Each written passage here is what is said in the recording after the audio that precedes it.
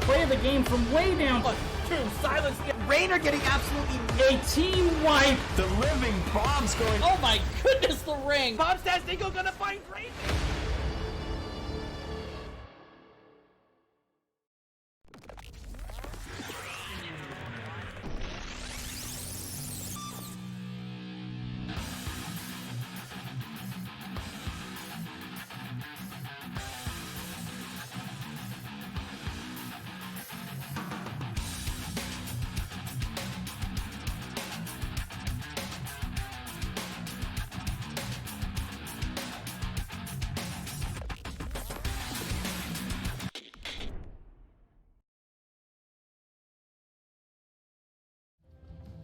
Alright everybody, welcome back to the Nexus gaming series.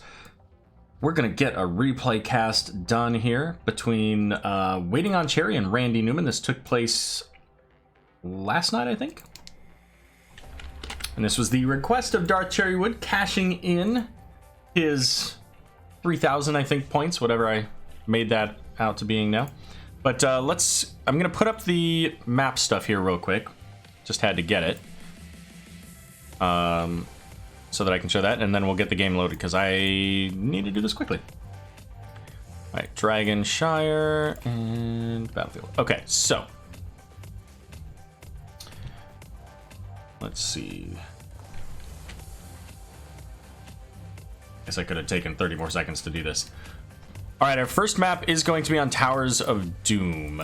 It was the selection of Waiting on Cherry. Let's take a look at our maps here. Woo, Dax coming in. All right, there we go. All right, so this is we've got the bans from Waiting on Cherry on Brax's Holdout and Tomb of the Spider Queen. For Randy Newman, it was Battlefield of Eternity and Dragonshire. And our first pick of the game is going to be Towers of Doom. Game is loading now. Don't forget, we've got another live cast coming up just after this here. That's going to be between Would Tap That and the Vilefin Myrtles. And the game is loaded and ready to go here. Let's take a peek here for Waiting on Cherry. We got Dax playing the Malthael, Mr. Potato Head on the Chromie, Chameleon going to be on the Greymane, Darth Cherrywood on the Varian, and who else? Darth Punisher playing the Anduin. Over here to the right, though, it's going to be Randall Newman on the Deathwing, Randy Newman playing the Blaze, Randy Newman on the Stukov, Nandy Ruman playing the Zeratul, and Randy Newman on the Li Ming. I hear chickens! Indeed. A little bit of a pause. I don't know what's up with this game lately. It seems like there are always these little pauses, these little server moments where the game's just like, nah, we'll come back to that. But what do we got? So it's not going to be Pale Horse here for Malthael, so that's a little surprising. Especially given their blow-up comp. I feel like the potential for the rotations here would have been really helpful, but Malthael is going to have instead the Fear the Reaper. Yes, it is, giving him that extra self-movement speed for 4 seconds. Gonna allow him to get away from the Deathwing a little bit easier. Potentially also saving him from the Zeratul rotation. So we'll have to keep an eye on that as the game goes on. We've got low blow there from the Stukov, additional damage. Anytime he's able to get that lurking arm onto a hero that's low on health. Draconic Might, going to be the pick for Deathwing, and that's gonna help him with those protect moments. That's 3/4 of a second of protect anytime he loses an armor plate. Siege Camp is picked up here by Waiting on Cherry, and Randy Newman's going to get on theirs as well. Blaze staying in his bush so that he can be aware of anybody coming in. Li Ming's going to get an orb onto the Varian, and Varian's not yet level 4, so doesn't have a whole lot of health here, but Blaze also having to use that Pyromania. The Siege Camp was picked up, so both teams do have that, but Malthael slightly ahead on the rotation game here. But looks like may actually lose most of this wave. Well, it's 1, 2, 3, gonna get the other half, so just lost half of it. Zeratul is gonna pick up in the mid lane So the XP equalizing out here. Siege camp from both sides gonna get removed, so not any structure damage from those pumpkin sappers, at least not yet. And there goes Varian. He's now got his taunt, so he's gonna be able to lock these heroes down. And at level 10, you've got the taunt, you've got the cursed bullet, and Chromie's just gonna go Q Q Q. Zeratul having to blink away. Can Greymane get enough? Never mind. I was gonna say should be able to make it, but the Divine Star over the wall gonna be able to get the first kill of the game. Coming out for Waiting on Cherry. Now, Towers of Doom is a map that typically does not snowball well. There's a lot of potential for your teams to come back, even with a single point on your core. You can come back. Dark Cherry, we're gonna get the charge in onto the Stukov with that taunt. They don't even need the Curse Bullet. So Zeratul's gonna get the safe side here for Randy Newman, as Anduin's gonna gather in the bot lane. That one's pretty safe. It looks like I don't know that they can stall this out. Stukov's not here, but he's still gonna... Okay, so Deathwing does stall it out for the moment. They're not gonna be able to prevent it. So we've got 36 to 32 to start in favor of Waiting on Cherry. So anyways, what I was getting at is it's not typically a map that you snowball on, but the potential is there, right? If you get a strong early game and are able to pick up towers, specifically the bot tower, it can be deadly. You can start gathering siege camps to go in the bot lane, then getting free points from that. And if you're able to get ganks and kills and keep the enemy team from being able to have an equal fight going on to altars, which both of these teams have the potential to do, right? We got the Zeratul along with Deathwing, even like a Void Prison with Li Ming's orbs. I kind of wonder if we will see the Void Prison though. Like maybe this is a Might of the Nerazim looking for a kill onto one of those squishy backliners.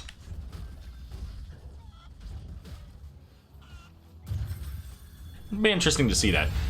We're gonna get the time trap here, and this is a great way to set up a lot of these potential ganks too. What do we have from that? Chronic conditions, so slowed by 30% for 3 seconds. So that's a pretty long period of time to be slowed, especially when her level 7 talent gives additional damage when she attacks a stunned, rooted, or slowed hero. Temporal Loop gonna come out onto the Blaze. There goes the Dragon's Breath. Honestly, I have no idea how Blaze survived that. I thought that was a dead Blaze for sure, but he made it. Boss is on the map. Oh, Malthael got the kill onto Zeratul. Oh my goodness, I was so busy looking at the map. Boss is on the map. Altar came up in the bot lane here, and I think this is pretty safely gonna go over to Waiting on Cherry. Oh, that's right, Deathwing. And his level 7. He can stall this out for just about eternity. Zeratul's back on the map now, so one more Skyfall? No? Alright. Still, one level advantage here for Waiting on Cherry. Almost. 2/3 of a level roughly here. They're gonna disengage. They have to, right? They're out of minions. And Dark Cherry would take in a lot of the damage from the team, but is able to disengage, get some of that healing from Anduin, keeping him in the fight. But level 10's coming up here very soon. There they are. So we already see the Temporal Loop. Varian went into the Victory Rush, so he's going to occasionally get those bursts of healing. And that cooldown is reduced based on getting kills onto enemy minions? Is it just minion or monster? Yeah, okay. So the Sappers would count for that as well. Do have the last rights with the Cursed Bullet. Shield wall there for Varian, so he's going to be able to block a lot of that potential incoming damage. And I like Anduin's thoughts here. Like, you can tell that he's trying to determine whether or not he wants to take the Protect. And I think the biggest question there was what Li Ming was taking. There's the Cursed Bullet. I think it missed. The taunt, though, onto Li Ming. And the tower's going to go over to Waiting on Cherry. Zeratul trying to get into the back line, does have the Void Prison now. So, looking for some potential setup there. Important to keep in mind that Void Prison does affect Deathwing. Now, here's an interesting thought. Deathwing cannot be affected by his allies, but he can be affected by Void Prison.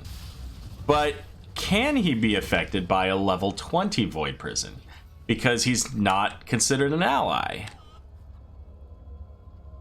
I wonder if that would be a thing. Might be something to test out. Anybody know? Anybody have that thought? Double altar here, and it looks like Randy Newman's gonna focus on the top altar with Anduin zipping down to get the bottom one. And I like that a lot.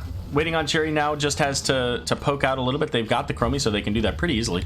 Varian gonna get that Lion's Fang attack as well to stall out. But Mr. Potato Head down here, pretty low. Getting healed up by the Anduin. So the longer this goes, the better it is for Waiting on Cherry, because they've got a siege camp. Oh, and by the way, Blaze charging in, gets stunned, gets taunted.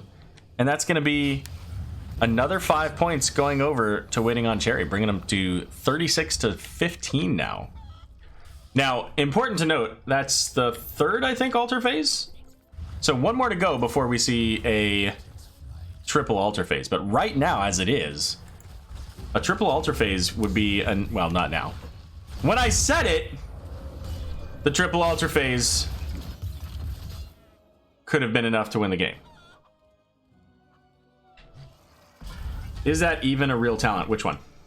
Oh, the death. Yeah. I mean, nobody ever takes it, but it's just an interesting thought, right? And you're even less likely to take it when if it actually does still affect Deathwing, which would be really funny. Dax says another one. Yep. So Malthael up in the top is going to have the siege pressure up in the top. Can potentially make use of this and get that wall down. I don't think, Malthael doesn't have a lot of siege pressure otherwise, but a full minion wave going along with that could provide some significant value. Varian's going to have that singularity spike, but the leap of faith coming in. Blaze's oil was trying to make it so that Varian couldn't get out of there, but just not happening. Varian says no. It is a replay, Purple. Yeah, I'm doing a replay in between your guys' match and the Div C one. Because I had like 45 minutes, so I was like, what else am I going to do? No sense in turning off the stream. Alright, mid altar. Just one. Zeratul's up in the top. Level 13 advantage here for Waiting on Cherry. Zeratul's coming down now. Is going to be looking for a Void Prison. I expect him to come in over here. Looks like he is coming in. They get the stall out onto the Anduin here.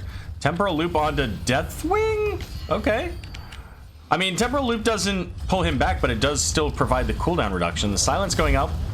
And Randy Newman gonna fall there on the Blaze. There's the Void Prison. So we have two. Deathwing's Fire Breath gonna get 0 value because of the Void Prison. And here comes Cataclysm. Getting Deathwing out, but Stukov not so lucky here. So it looks like maybe a little bit of disconnect. Nandy Ruman just barely able to make it out there from the Malthael. All of 75 health there. But a little bit of a disconnect in the communication in how they want this Deathwing combo to work. 36 to 11 now. Now this triple altar phase is extremely deadly.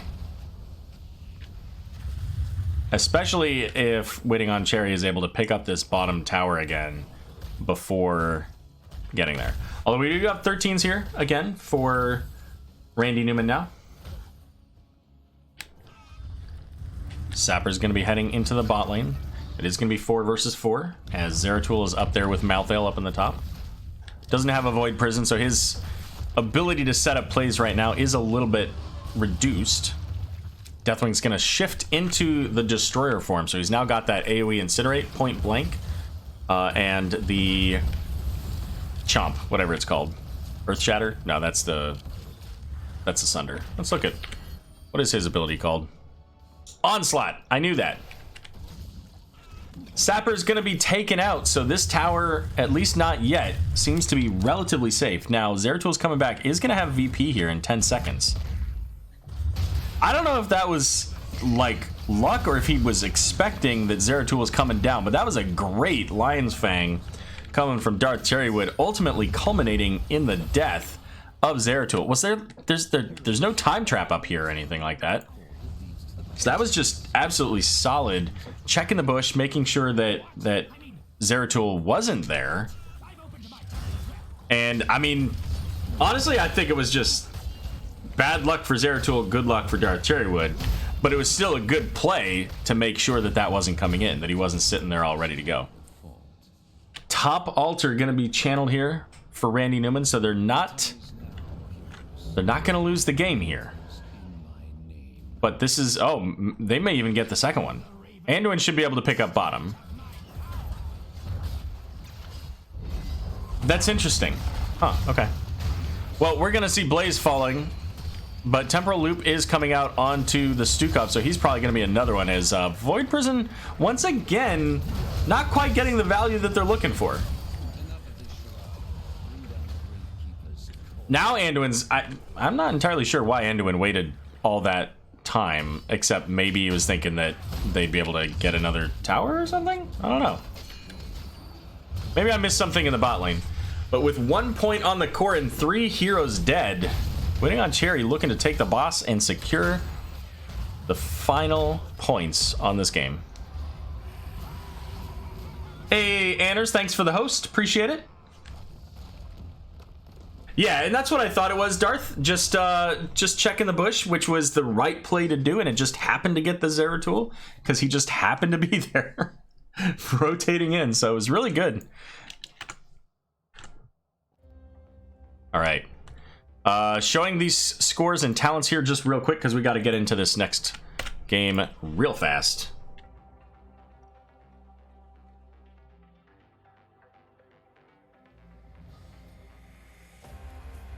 All right, the next game is Volskaya Foundry. It looks like that was the selection of Waiting on Cherry.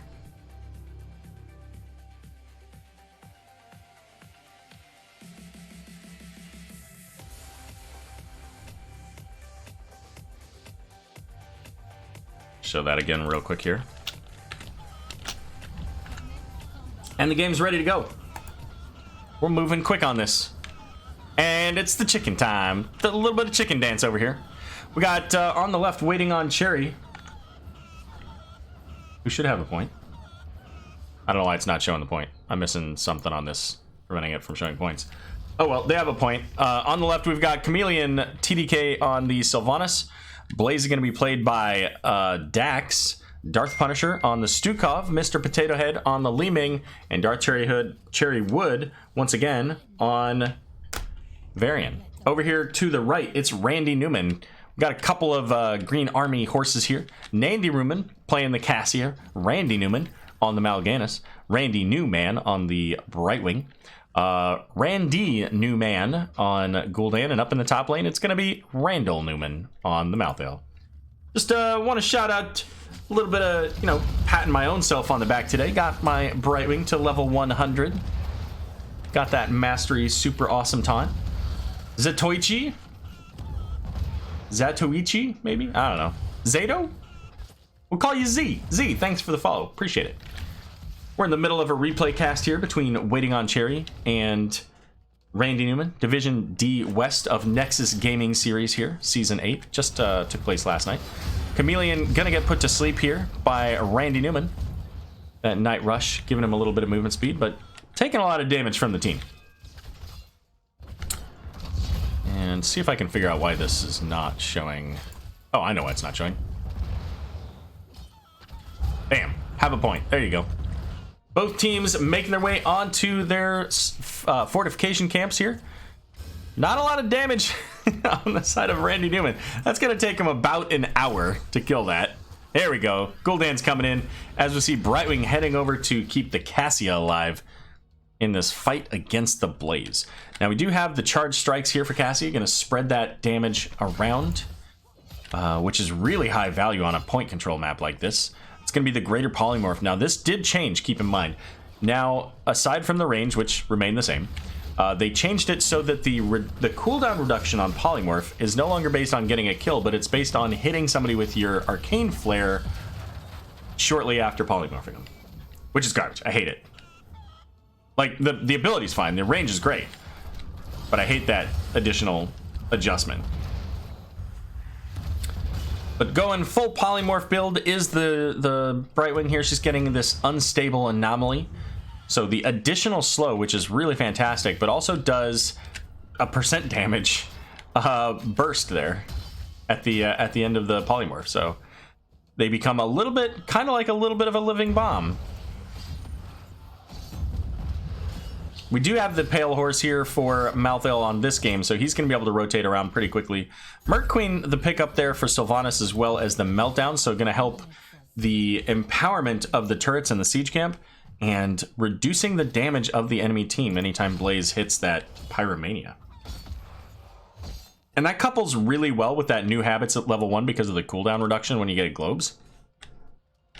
Now we see the rotations. Are they going to be able to get this? Nah. Malthael's good. Control point A coming up here in the mid lane. One turret to one turret. One biotic emitter in the hands of Darth Cherrywood here for waiting on Cherry. And it looks like, as per their name, we got Varian up in the top lane. So they're going to be waiting on Cherry to come in. Malthael's rotating in onto Varian, but I don't think he recognized that Sylvanas was also nearby.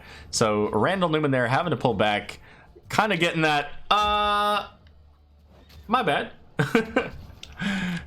Nope. I open the door, I recognize what's behind it, and I gotta get out of here. So Randall Newman here gonna get caught by the taunt.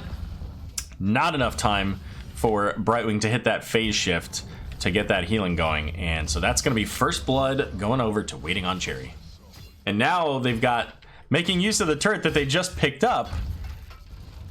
It's an empowered turret as well. How much does this do? 48 baseline. Guys, the taunts. You gotta be mindful of the taunts. Varian gets a huge spike there at level 4. And, I mean, Sylvanas is gonna want to push right into your face with this level 1 talent here. Might of the Banshee Queen, she's getting that additional attack speed and spell power. I mean, once she gets 3 stacks on you, you're just gonna dot yourself to death basically. So got to be really careful of those taunts. But turret is available and picked up here. Speaking of taunts, Malthael coming down, did get caught by the rotation there, but they get the return kill onto Stukov. Turrets coming down do have that extra Merc Queen bonus. So they're going to do a lot of damage here. Mal'Ganis is going to Fell Claws in, but that was so painful to watch. Yikes. No bueno. All right, waiting on Cherry, going to pick up the first protector of this game. Now let's see if they do the lasers right, because the last game triggered the hell out of me. Ah! Blue team has taken control of a protector. You guys killed the caster. I'm done. I'm out. Okay, that one was okay because that one hit the healing well. I'm okay with that one being perpendicular. Level 10s are available here for waiting on Cherry. Can't believe that. All right, there goes the healing well. So good value there. That laser didn't get a lot of value. It got the hit onto Brightwing. But keep in mind too that the protector was adjusted a little while. It reduced the damage to heroes and increased it to structures. So ultimately, like, you got to do that.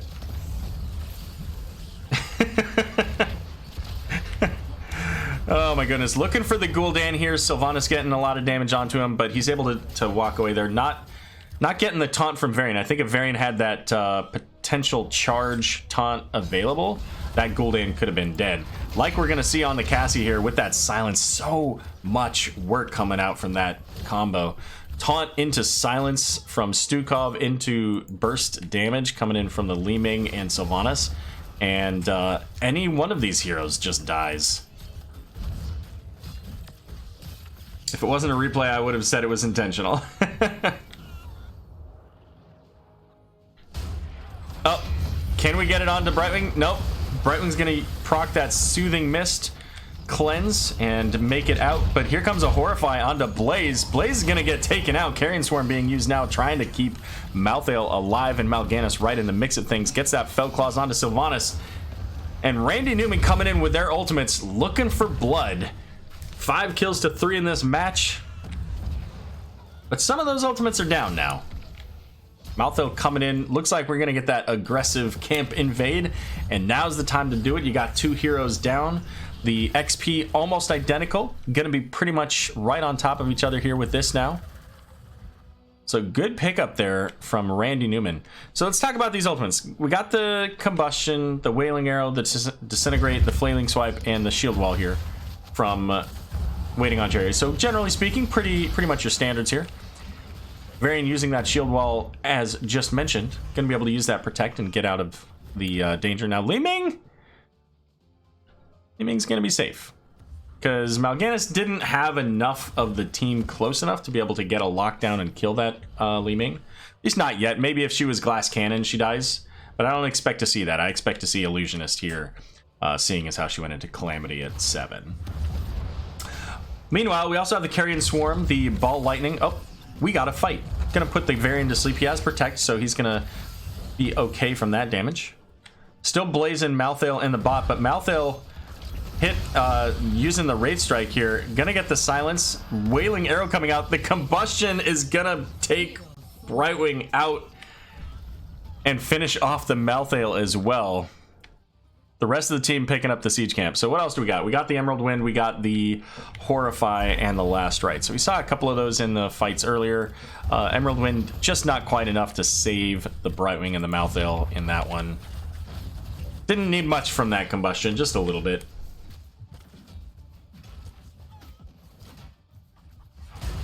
I would have made sure they were all bad. Fair enough, Derry. Well, once again, that combo, this time on Cassia. And just the tip of that Disintegrate getting the kill onto Cassia and letting Li Ming get all of her abilities back.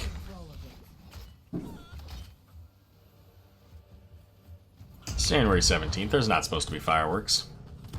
The heck would anybody be celebrating? But like maybe it's a Chinese New Year thing. That's going on right now, right? Or soon? Soon, I think. Stukov holding onto the point, and the support camp's coming up in 10 seconds. We'll see if either team looks to go for that. Now, interesting, we do see here Juggernaut getting that 4% damage, but not going into the Warbringer at 10. So it doesn't have the cooldown reduction, but Taunt going out here onto Randy Newman. Oh, and it's just enough. The Shadow Dagger getting the kill at the end. Once again, the very end of the Disintegrate, just enough to get the kill onto Gul'dan there. Keep it PG. What did I... Yeah, okay. I am the law. I don't know. Might be, oh, you know what I was gonna say? That might be too old of a reference for most of us, but I think a lot of us in the chat are close enough that I can actually say that. But anyways, silence coming out here from Stukov. This is a dead fort. They've got Sylvanas. They got a Protector. And that laser is going to clear up the lane. I'm okay with that laser. That laser was right into the minions. It didn't kill them all, but it, you know, that's fine. There was nothing else to laser, really. I'm waiting for the next laser that's just like... misses everything, though. Oh, that was a great laser. Look at that laser. On point. Huge Wailing Arrow, though. Brightwing's coming into the Combustion. Needs to send out that Pixie Dust for that spell armor. It went out onto the Mal'Ganis, but he went into Carrion Swarm, so he was okay. Silence onto the wall now here, and where's that laser? Show me that laser. Oh, beautiful. I freaking love it. This is so good. So much. It's almost like they were listening to me. It's like they knew. The first laser, they're like, Aero, we're so sorry. We're so sorry that we disappointed you. Let's make it right. And all of a sudden, they're getting these good lasers. I'm even okay with that one. because that hits the well, like I mentioned up in the top lane. All right, Waiting on Cherry's back on my good side. We're okay. One bad laser is not enough to ruin the game for me. But level 16's up here for Waiting on Cherry. And check it out, we got Banner and Dalaran. These burst kills just became even deadlier, giving Li Ming 20% spell damage, giving Sylvanas 20% spell damage. This is a rough time. This is a rough time to be a Randy Newman salad dressing fan here. See the pings going out for the fortification here. Who is shooting the lasers this time? Actually, I have no idea. I didn't look at who was actually in the in the protector on that. But I guess if it is Darth Cherrywood, then there you go. You can have the credit. Randy Newman coming in on a support camp. They do have 16s, and fighting in this area actually probably is a good thing for them. They got the Gul'dan, but not if they're all going to be stuck together. A 5-man wailing arrow silence. Brightwing just getting taken out there between the turret and Sylvanas, and they're going to get a kill on Cassie, but the return kill onto Sylvanas here. The Disintegrate not quite able to get anything, but they do pick up the support camp. A 2-for-1 trade and the camp, and that's going to give Waiting on Cherry now the opportunity to get in on the siege camp in the top lane. Not really sure. Malthael, man. Malthael went far out. Did not want to get caught for that one. Malthael's like, where's the least likely place for them to find me? Behind this super tiny little wall, behind the conveyor, a million miles away. Good call by Randall Newman.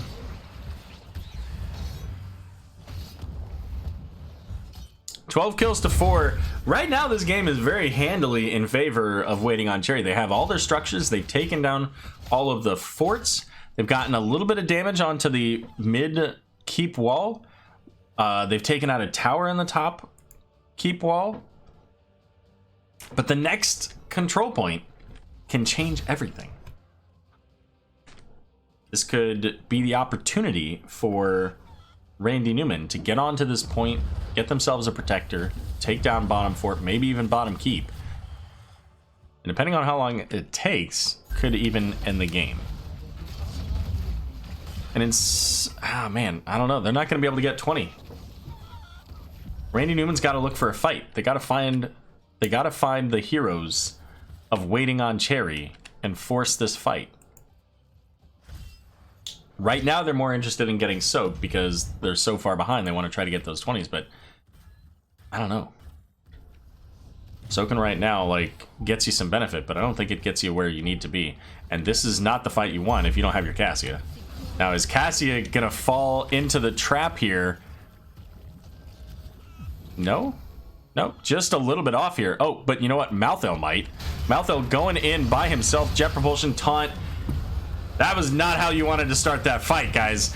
Brightwing gonna get taken out by the combustion. It looks like Nandy Ruman's gonna fall next on the Cassia. And Gul'dan, I don't see any way. Gul'dan makes it out of this. That long range orb just saying, hey, Gul'dan, hold still, just an extra, just stand right there for just a moment. And a 4-man kill here from Waiting on Cherry. And it all began with just the wrong engage. Like, Malthael was like, hey, I see a whole lot of heroes here. I don't have tormented souls. I don't have any way to really keep myself up. Let me see what I can do with this. And then promptly died. Like, that's not how you wanted that to start. So Keep's gonna go down about 10 seconds until the bulk of the damage is here. Blaze sitting on the point, being a champion of the people. You know, playing a little bit of rummy back here. I don't know who's playing that rummy with. Maybe a Force Ghost, right? Maybe Obi-Wan showing up over there to play some cards with Blaze. 66%, no level 20s just yet. And now they have to soak. But I don't know if they can defend against this at this point. Oh, maybe the biotic emitter can help them. It can help counter the burst potential out of the Varian. Guys, there you go. All right, here comes the protector. Blaze is the driver. Sylvanas is going to go ahead and get in. Team has taken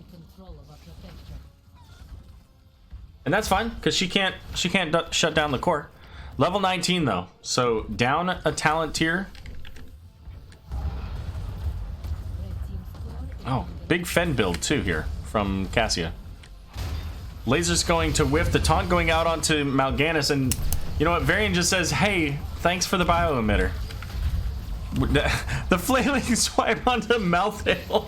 Oh my god.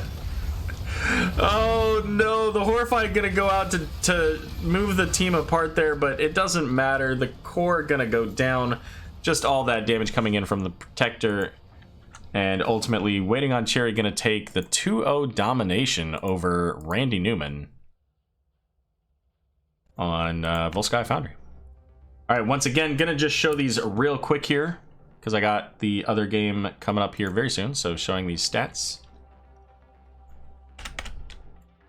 And we're gonna show standings so that we can see how did these teams end up? Where are they today? So Randy Newman still sitting in first place there, Waiting on Cherry very close behind them with 18 points in third point, or I guess in second place, tied with Bloodfin Merkles. So there you go. Great games from these two teams, and you know, looking forward to seeing what else they can do in the rest of the season.